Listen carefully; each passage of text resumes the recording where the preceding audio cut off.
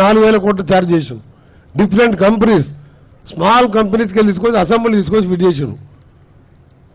ఎంత బాధ అనిపిస్తుందంటే మాకు ఇవాళ గవర్నమెంట్లో మేము గవర్నమెంట్ నుండి సెటరేట్ చేద్దామన్నా సెటరేట్ చేయలేని పరిస్థితి తీసుకొచ్చారు మీరు. అందుకని ఆనరబుల్ మినిస్టర్ రిక్వెస్ట్ చేసేది ఏంటంటే ఈ ప్రాజెక్ట్ని ఎలా చేస్తారో ఏం చేస్తారో దీన్ని ఒక ఎక్స్పర్ట్ కమిటీతో పాటు ఈ మోటార్స్ కానీ దీని మీద కానీ సీరియస్ తీసుకొని ఈ ప్రాజెక్టుని పూర్తి చేయడం కాదు, మధ్యలో గౌరవల్లి ప్రాజెక్టు దాన్ని ఆపేసాను. అంటే అప్పటి ప్రాజెక్టు పూర్తి చేస్తే ప్రాణహిత పూర్తి చేస్తే కాంగ్రెస్ ప్రభుత్వానికి పేరు వస్తుంది, గౌరవల్లి పూర్తి చేస్తే అప్పటి ప్రాజెక్ట్. ఇవన్నీ మంచి పద్ధతి కాదు. మీరు ఇంజనీర్స్గా మీరు అడ్వైజ్ చేయాలి. మీరు మీ మాట వినప్పుడు మీరు వెళ్ళిపోవాలి మీరు అక్కడి నుంచి. ఇవాళ మీరు బస్వాపూర్ అన్నారు, కొండపోచమ్మ నిండింది, మల్లన్న సాగర్ నిండింది, 10 గండిపేటలంతా కెపాసిటీతో 54,000 ఎకరాలు చేసిండు.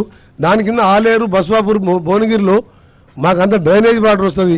ఫీడర్ ఛానల్ తోటి మీరు ఒక 2 లక్షల ఎకరాలు నీళ్ళు వస్తుంది. మొత్తం 97,000 ఎకరాలు చూపించింది మీరు. మళ్ళీ 3rd టీఎంసీకి టెండర్ పిలిచిన వానికి కూర్చోబెట్టి పని చేపిస్తున్నారు. మన నిజాం సాగర్ లిఫ్ట్ అంటున్నారు. గ్రావిటీతో కిందికి పోయే నీళ్ళకి ఎందుకు ఇవ్వలేదు మీరు? So I want to know point. Honourable minister కూడా చెప్తుంది, నిజంగా ఈజీ మినిస్టర్ గారు.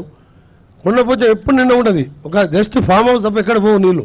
I'm not criticising any government. ఆ గవర్నమెంట్ అయిపోయింది, దాని గురించి మాట్లాడతారు.